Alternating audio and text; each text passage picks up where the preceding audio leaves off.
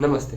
तो जैसा कि आपको पता होगा कि यूनिवर्स में बहुत सारी गैलेक्सी पाई जाती हैं, बहुत सारे स्टार्स पाए जाते हैं, बहुत सारे प्लैनेट पाए जाते हैं, यहाँ तक कि हम सब एक यूनिवर्स का हिस्सा हैं। पर अगर मैं आपसे बोलूं कि यूनिवर्स में 13.8 बिलियन साल पहले एक प्लैनेट पाया जाता था, मतलब यूनिवर्स में पहले कुछ भी नहीं पाया जाता था। इस प्लैनेट को एक एनर्जी अपनी तरफ खींचती है और खींचने की वजह से ही यूनिवर्स बनता है। तो हम यही जानेंगे कि प्लैनेट से यूनिवर्स कैसे बना, क्यों बना।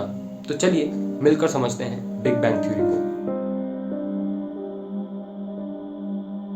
बिग बैंग थ्योरी, जिसे हम महाविस्फोट का सिद्धांत भी बोलते हैं, ये बेल्जियम के रहने वाले जॉर्ज लेमन तेरे ने दिया था। देखिए, जैसा कि मैंने आपको बताया था कि यूनिवर्स में बहुत सारी गैलेक्सी, स्टार, प्लैनेट पाए जाते हैं। तो अगर आपको ये जानना यूनिवर्स क्या है तो आप हमारे पिछली वीडियोस को देख सकते हैं।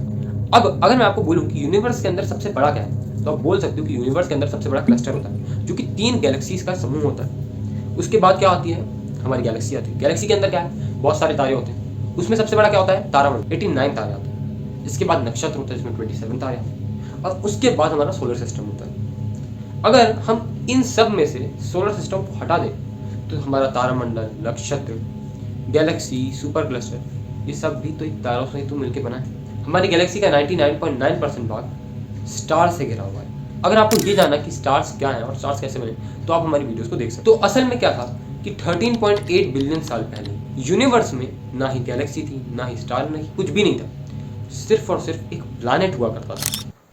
अब ये जो प्लैनेट था ये यूनिवर्स के बीचों बीच में पाया जाता था, और इसकी डेंसिटी एक ब्लैक होल जितनी थी। ब्लैक होल की एक चम्मच मिट्टी का भार 10 हाथियों के बराबर होता है। तो आप यही कल्पना कर सकते हैं कि इसका भार कितना ज़्यादा।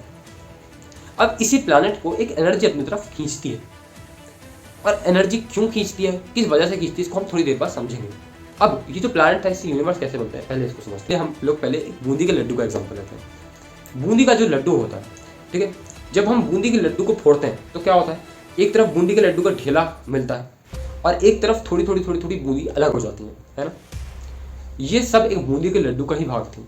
जब हम उनको जोड़ देते हैं तो वापस बूंदी का लड्डू बन जाता है। उसी प्रकार से क्या था कि हमारा जो यूनिवर्स है, यहाँ पर पहले एक प्लैनेट था। इस प्लैनेट को बहुत सारी जो एनर्जीज थी ये अपनी तरफ खींचती हैं, और खींचने की वजह से ये एक्सप्लोड हो जाता है, और एक्सप्लोड होने की वजह से इसके जो मैटर थे वो एक जगह इकट्ठा हो जाते हैं। जहाँ पर बहुत सारे मैटर इकट्ठा हो जाते हैं वो गैलेक्सी का निर्माण कर लेते हैं, और जहाँ पर ये मैटर थोड़े दूर दूर जाते हैं। पर सवाल आता है कि प्लैनेट से स्टार्स क्यों बने, ये मेरे मन में भी सवाल आता था।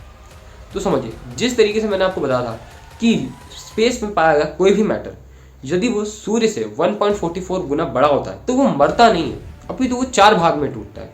न्यूट्रॉन, पल्सर, क्वेसर या ब्लैक होल, ये चारों भी तो एक प्रकार के स्टार्स ही है ना। तो इस वजह से ये जो प्लैनेट था ये सन से भी बहुत ज़्यादा बड़ा था।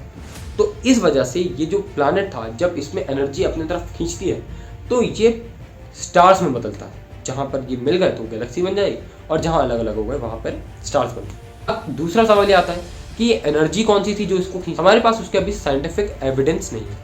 साथ ही साथ ये एनर्जी इसको क्यों खींच रही थी ये भी हमें वर्तमान में नहीं पता चला, हालांकि इसमें खुद ज़रूर चल रही है। अब अगर मैं आपको बोलूँ, एक निष्कर्ष में बताऊँ, तो एक पॉइंट था, एक प्लैनेट था, इसी वजह से इसके फूटने की वजह से स्टार्स बने, और हमारे यूनिवर्स भी स्टार से मिलकर बने। यानी एक प्लैनेट से स्टार्स बने। यानी अगर कोई भी चीज़ 1 से 100 होती है तो उसे हम क्या बोलते हैं, एक्सपेंडेशन। तो हमारा जो प्लैनेट था वो एक्सपैंड कर रहा है। लेकिन हब्बल ने ये बोला था कि यूनिवर्स अभी एक्सपैंड कर रहा है, पर एक ऐसा समय आएगा जब ये सारी जो चीज़ें हैं वो वापस वहीं चली जाएंगी जहाँ से ये स्टार्ट हुई थी। मतलब ये सारी चीज़ें मिलकर वापस उसी प्लैनेट को बनाएंगी। कौन से प्लैनेट को, जिसके बारे में हम लोग बात कर रहे हैं। इस थ्योरी को हम लोग सुपर क्रंच थ्योरी के नाम से जानते हैं। तो एक्सपैंड क्या होता है और सुपर क्रंच थ्योरी क्या है वो हम लोगों ने, लेकिन याद रखना कि जो बिग बैंग थ्योरी है उससे सिर्फ और सिर्फ स्टार्स बने हैं। स्टार से मिलकर गैलेक्सी वगैरह सारी चीज़ बनी है, पर प्लैनेट्स नहीं बने हैं। प्लैनेट्स कैसे बने हैं इसके पीछे की मिस्ट्री कुछ और है।